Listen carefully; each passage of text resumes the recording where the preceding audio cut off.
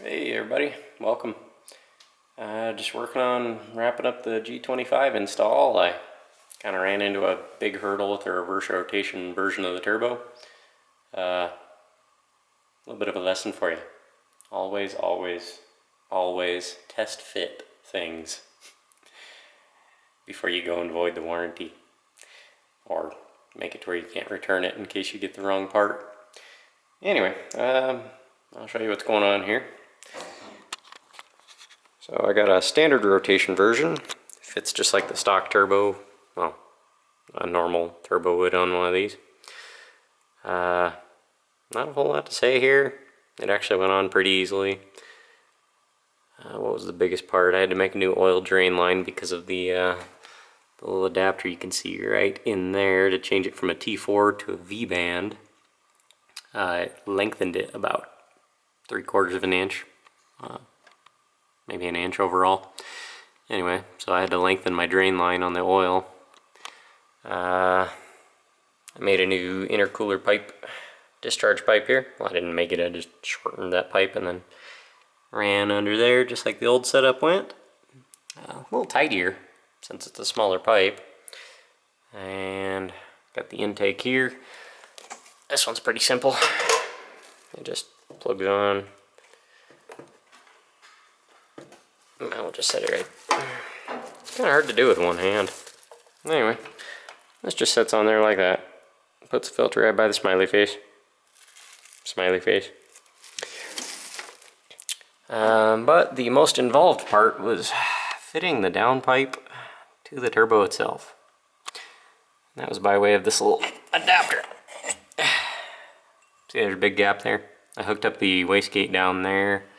I don't know if you can see it down there, it's kind of dark. But anyway, that little flex pipe runs over into the wastegate, which is that little purple guy down there. Anyway, that's to recirculate it and control the boost pressure.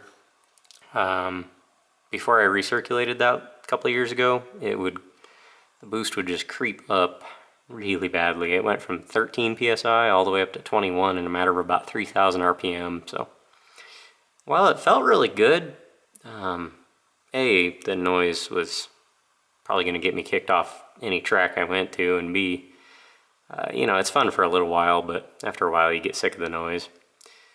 So anyway, I didn't want to modify the downpipe if I didn't have to, because I plan to sell this manifold and downpipe down the road with hopefully my other turbo. Sell it to somebody else that wants to make, you know, 500 plus horsepower on a 1J in a relatively pain-free bolt-on setup. Bolt-on. Oh, I hate that phrase. This one, I've got the bugs mostly worked out, but it's still a pain to install. Not gonna lie, it's tough. But anyway, so I had to buy this flange here with this little lip you can see around the edge there. You can also see my fine quality welding. I welded around the inside. I tacked it on the outside just to get it together. I had to wedge it just a little. Where's the wedge mark? Right there, the red mark there. I had to put a little bit of an angle at this because this pipe right here and this aren't exactly on the same plane.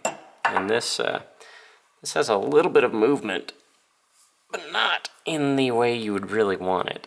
So anyway, turbo side on this side, put it on there, stick that in between the two, call it a day. Then it's just a matter of buttoning everything else up, changing the fluids. Got a couple things to review in the tune just to make sure it's going to be safe, and vroom vroom. So, alright, till next time everybody, take care, thanks for watching.